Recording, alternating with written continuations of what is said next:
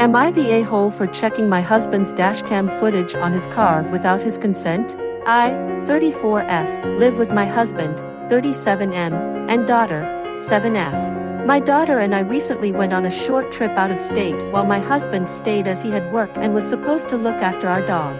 On the last day of our trip we got a call from my husband who was acting distraught and said that our dog Ellie had run away and that he could not find her.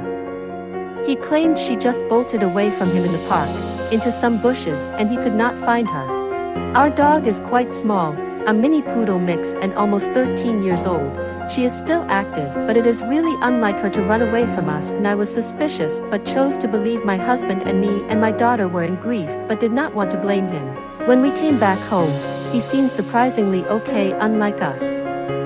Ever since the pandemic, my husband started working from home and he has always been annoyed at how much attention we gave Ellie and hated how Ellie begged to sit on our laps and his while he worked.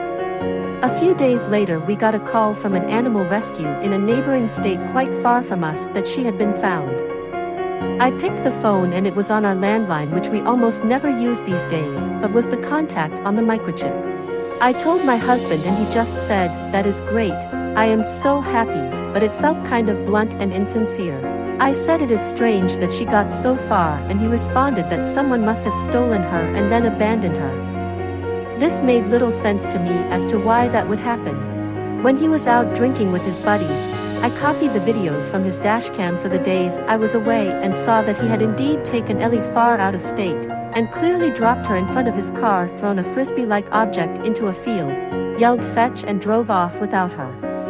I was livid and confronted him and he just stupidly muttered how he dropped her there so she could find a farm and have a better life, and then the next day got really angry at me for viewing his dashcam and called me and my daughter a-holes.